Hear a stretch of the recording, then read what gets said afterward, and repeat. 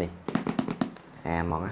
អូខេសួស្តីបងប្អូនទាំងគ្នាយើងមកជួយខ្ញុំសាច់ជាថ្មីទៅដែរនៅក្នុងវីដេអូថ្មីហើយនៅក្នុងវីដេអូនេះគឺខ្ញុំមានរបស់ពិសេសមួយចំមកណែនាំបងប្អូនទាំងគ្នាគឺ Redmi Pad 2ចេះថានេះគឺខាង Xiaomi ទើបបញ្ជូនឲ្យខ្ញុំមកថ្មីទេខ្ញុំអត់ដឹងថា spec ម៉ានអីម៉ានទេគឺអត់បានឆែកមើលទេបាទហើយនេះគឺគេបញ្ជូនមកឲ្យខ្ញុំមុនដើម្បីឲ្យខ្ញុំធ្វើការ test សិនហ្នឹងហើយអញ្ចឹងចាំមើលពេលដែលខ្ញុំ test ហើយបាន feedback មិនគឺខ្ញុំនឹងមកប្រាប់បងប្អូនទាំងគ្នាម្ដងទៀតអូខេអញ្ចឹងដើម្បីកុំឲ្យខាតពេលយូរចង់ដឹងថា Redmi Pad 2នេះរូបរាងខាងក្រៅស្អាតយ៉ាងម៉េចហើយនៅក្នុងប្រអប់នេះមានអីខ្លះមកមើលជាមួយខ្ញុំទាំងគ្នានេះហ្មង1 2 3នេះអូខេបងប្អូនទាំងគ្នាមើលអូស្រាលតាបងប្អូនទាំងគ្នាស្រាលអញ្ចឹងអេក្រង់11អ៊ីងថ្ម 9000 mAh ជាមួយនឹងប្រទេស chip Helio G100 Ultra បាទនេះមិនដឹងថាបងប្អូនទាំងគ្នាមើលច្បាស់អត់ទេ1 2 3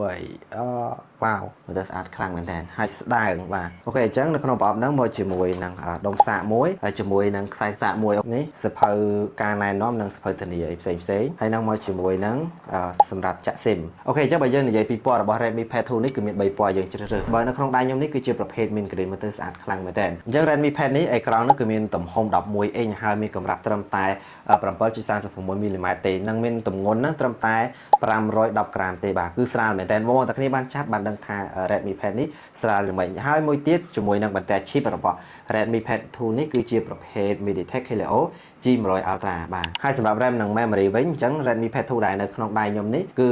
មានទំហំ RAM នឹង 6GB និង Memory 128GB យើងឃើញថាគឺមានកាមេរ៉ាទំហំ8 megapixel និង aperture 2.0 ហើយ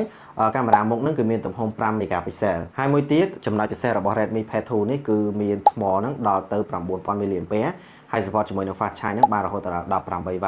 និងដុំសារដោយសារនឹងគឺជាប្រភេទ USB-C បាទគឺជាប្រភេទ Type C នឹងឯងយើងឃើញថាគឺមានឧបល័រខាងក្រោម2និងឧបល័រខាងលើ2មកជាមួយនឹងបច្ចេកវិទ្យា Dolby Atmos បាទអូខេហើយនេះគឺជាដល់កាសបាទកាសមូលហើយនៅខាងគៀននេះយើងឃើញថាគឺមានកន្លែងដាក់ SIM ប៊ូតុងបើកនេះគឺប៊ូតុងបើកគឺនៅខាងលើនេះអូខេបងប្អូនទាំងគ្នាអញ្ចឹងគឺដោយដែលខ្ញុំបានប្រាប់ពីខាងដើមអញ្ចឹងនៅក្នុងវីដេអូនេះគឺខ្ញុំគ្រាន់តែមកប្រាប់បងប្អូនទាំងគ្នាត្រួសតាក់ទងនឹង Redmi Pad 2នេះតែប៉ុណ្្នឹងទេតាក់ទងនឹង spec តាក់ទងនឹងទំហំឬក៏ថាតាក់ទងនឹងកម្រាស់អីផ្សេងៗរបស់ Redmi Pad 2នេះមើលទៅគឺគួរឲ្យចាប់អារម្មណ៍ខ្លាំងមែនទែនហើយសម្រាប់ full space និងការតេស្តផ្សេងគឺខ្ញុំនឹងមកប្រាប់បងម្ដងទៀតតាក់ទងនឹង Redmi Pad 2នេះចង់ដឹងថាតើអាចប្រើការបានយ៉ាងណាយ៉ាងណីដែរអញ្ចឹងនៅក្នុងវីដេអូនេះតាក់ទងនឹងការ unboxing Redmi Pad 2គឺមានតែប៉ុណ្្នឹងឯងចាំជួបខ្ញុំនៅវីដេអូក្រោយគឺ full review តែម្ដង